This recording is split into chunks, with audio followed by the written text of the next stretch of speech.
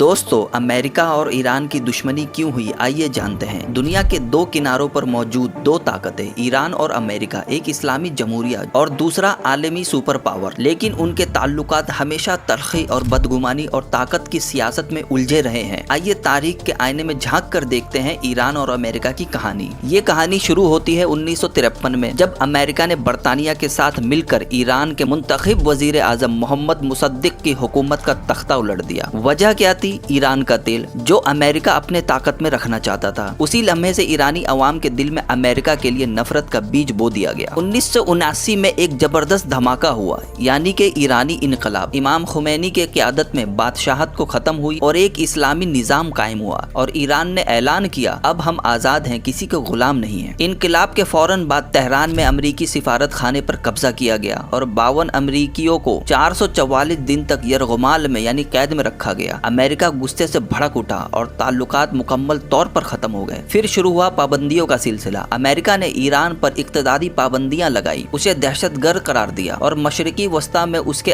رسوخ کو روکنے کے لیے کئی جنگیں چھیڑ دی۔ ایران نے بھی جواب دیا، لبنان، شام اور عراق کو اپنے اتحاد میں یعنی دوستی میں پیدا کیا۔ 2015 میں تھوڑی روشنی کی کرن نظر آئی، ایٹمی معاہدہ ہوا، مگر 2018 میں یہ ڈیل ایک طرفہ طور پر توڑ دیا گیا اور تناؤ پھر دونوں کنٹری کے بیچ بڑھ گیا۔ پھر ایران پر ڈرون گرائے گئے، حملے ہوئے، جنرل قاسم سلیمانی کو قتل کر دیا گیا، جنگ کا خطرہ پھر منڈلانے لگا۔ آج بھی ایران اور امریکہ ایک دوسرے پر شک کی نگاہ رکھتے ہیں، لیکن سوال یہ ہے کہ کیا دشمنی ہی مقدر ہے یا کبھی کوئی راہ نکلے گی؟ کیا کبھی دونوں طاقتیں ایک میز پر بیٹھیں گی یا یہ کشمکش نسلوں تک جاری رہے گی؟ دوستو، یہ صرف دو ملکوں کی کہانی نہیں، یہ طاقت، خود مختاری اور عزت نفس کی لڑائی، اور شاید یہ کہانی ابھی ختم نہیں ہوئی ہے۔ تو یہ ہے امریکہ اور ایران کی دشمنی کا راز۔